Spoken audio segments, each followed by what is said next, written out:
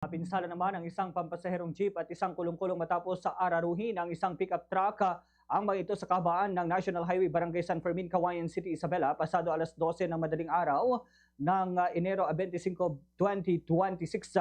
Sa panayam ng Bombo Radio Cauayan kay Retired Colonel Pilarito Malilin, Chief ng Public Order and Safety Division Cauayan City, nagbaba ng pasahero ang jeep sa gitna ng National Highway matapos maghatid ng mga tao mula sa pagdiriwang ng Bambanti Festival sa Ilagan City nang mangyari ang nasabing aksidente. Habang mabilis na binabaybay ng pick-up truck ang kalsada, hindi umano nito napansin ang nakaparadang mga sasakyan kung kaya't sumalpok ito sa kaliwang likurang bahagi ng jeep. At sa ulat ng post, sumadsad din ang pick-up sa truck o pick-up truck sa nakaparadang kulong-kulong at tuluyan nitong nabangga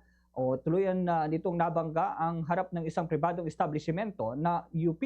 Ang kulong-kulong at nabasag din ang mga salamin at iba pang mga kagamitan. Aminado naman ang mga otoridad na sunod-sunod ang mga aksidente sa lalawigan at paalala nila sa mga tsuper na huwag magbaba ng pasahero sa gitna ng kalsada at iwasang magmaneho ng inaantok o lasing. Hindi lamang sa pampasaherong sasakyan kundi pati na rin sa mga pribadong sasakyan. Ganito ang bahagi ng pahayag ni Retired Colonel Pilarito Malilin. Of the jeep.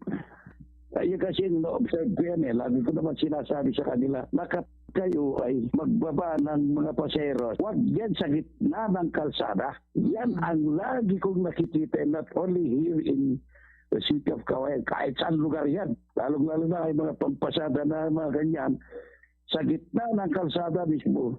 Kung talagang may mabilis na sasakyan at hindi ka niya mapansin, talagang matutubok ka yan. Ito naman, sa sobrang bilis, siguro we do not know kung saan ang depekto, kung sa sasakyan ang may mechanical defect or ang naging sanhi na problema, ang depekto siguro is sa driver. Aring inantok. Fast sa radyo! Bombo!